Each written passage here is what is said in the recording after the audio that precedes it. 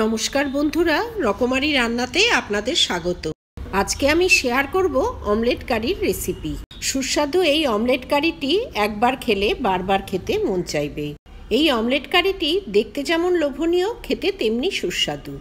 Omelette কারি বানাবার জন্য নিয়ে নিয়েছি 4টে ডিম, 4খানা পেঁয়াজ, 1খানা রসুন, 1টা টমেটো, 1 মুঠো ধনেপাতা, 3টে শুকনো লঙ্কা আর 3টে কাঁচা লঙ্কা। সঙ্গে নিয়েছি 1খানা মিডিয়াম সাইজের আলু। সবার প্রথমে 2টো ডিম ভেঙে 1খানা কাপে নিয়ে নিয়েছি। এতে দিয়ে দিলাম সামান্য একটু পেঁয়াজ, টমেটো ও লঙ্কা কুচি। ডিমে 1 পিঞ্চ নুন ও 1 পিঞ্চ হলুদ অ্যাড করে খুব ভালোভাবে ফেটিয়ে নেব। গ্যাসে কড়াই বসিয়ে সামান্য একটু তেল অ্যাড করে দিলাম। তেলটা কড়াইয়ের গায়ে ভালোভাবে ছড়িয়ে দিলাম। এবারেতে ডিমের গোলাটা ঢেলে দেব। হাই ফ্লেমে ডিমটা একটু জমে গেলে সাবধানে উল্টে দিতে হবে। এইভাবে ফোল্ড করে ডিমটা খুব ভালোভাবে ভেজে নেব। অমলেটটা উল্টে পাল্টে 2 পিঠ লালচে করে ভেজে নিয়ে খুন্তি দিয়ে মাঝখানটা একটু কেটে 2 টুকরো করে নেব। আমি এখানে 2টো ডিম দিয়ে একটা অমলেট বানিয়ে 2 টুকরো করে কেটে নিলাম। চাইলে একটা করে ডিম দিয়ে অমলেট বানিয়েও গ্রেভি বানানো যেতে পারে। অমলেটগুলো ভেজে একটা থালায় তুলে নিলাম। একইভাবে আরও 2টো ডিম ভেঙে তাতে পেঁয়াজ, লঙ্কা কুচি দিয়ে এতে 1 পিঞ্চ মতো নুন ও হলুদ অ্যাড করে ভালো করে ফেটিয়ে অমলেট বানিয়ে নেব। গ্যাসের ফ্লেম হাই করে প্রথমে ডিমটা অ্যাড করে দিলেও কিছুক্ষণ পর ফ্লেমটা স্লো করে ডিমটা ভেজে নিতে হবে। অমলেটের 1 পিঠ ভাজা হয়ে গেলে অপর পিঠটা সাবধানে উল্টে দেব।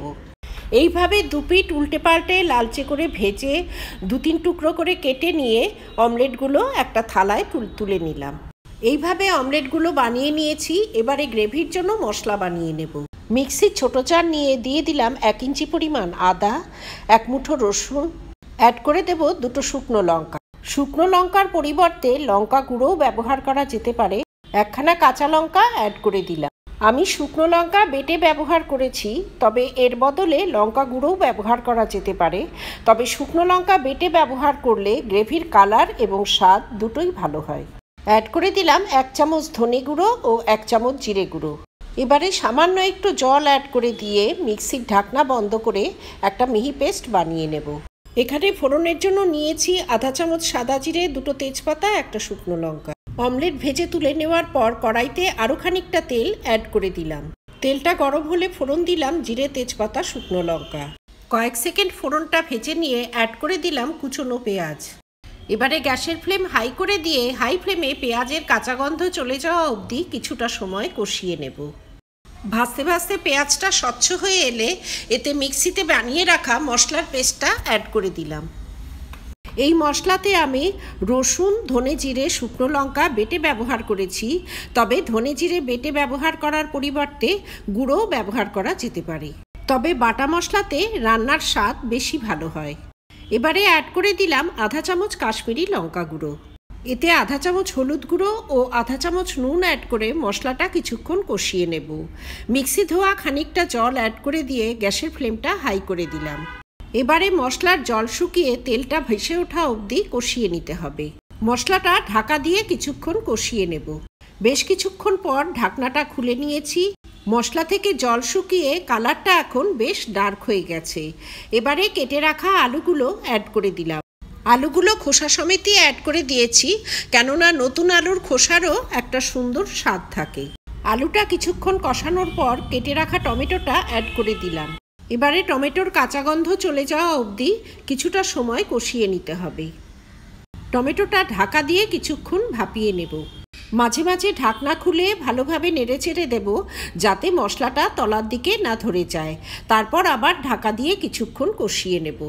এইভাবে সময় নিয়ে ঢাকনা দিয়ে ঢেকে ঢাকনা খুলে কষাতে কষাতে মশলা থেকে খুব সুন্দর তেল সেপারেট হয়ে গেছে। এবারে গ্রেভির জন্য গরম জল অ্যাড করে দিলাম। গ্রেভির জন্য জলটা একটু বেশি পরিমাণে দিতে হবে, কেননা অমলেট অনেকটাই গ্রেভি টেনে নেবে। এবারে হাই ফ্লেমে ঢাকা দিয়ে গ্রেভিটা ফুটে ওঠার জন্য অপেক্ষা করব। আধা চামচ নুন অ্যাড করে দিলাম। আধা চামচ গরম মশলা পাউডার অ্যাড করে দিলাম। অমলেট ভাজার সময় আর মশলা কষানোর সময়ও নুন অ্যাড করেছি, সে কথা মনে রেখে নুনটা একটু সাবধানে অ্যাড করতে হবে। হাই ফ্লেমে গ্রেভিটা ফুটে উঠতেই ভেজে রাখা অমলেটগুলো অ্যাড করে দিলাম। অ্যাড করে দিলাম 2টো চেরা কাঁচা লঙ্কা। কাঁচা লঙ্কাটা অপশনাল, পছন্দ না হলে অ্যাড না করলেও চলবে। সবশেষে খানিকটা ফ্রেশ ধনেপাতা কুচি ছড়িয়ে দিয়ে গ্যাসের নবটা বন্ধ করে দিলাম। তৈরি হয়ে গেল সুস্বাদু অমলেট কারি। গরম ভাত অথবা রুটি পরোটা সব কিছুর সাথেই এই অমলেট কারি খেতে দারুণ লাগবে। আমার এই রেসিপি যদি ভালো লাগে তবে ভিডিওটিতে লাইক করবেন, শেয়ার করবেন। ভবিষ্যতে আরও রেসিপির জন্য আমার চ্যানেলটি সাবস্ক্রাইব করার অনুরোধ রইল।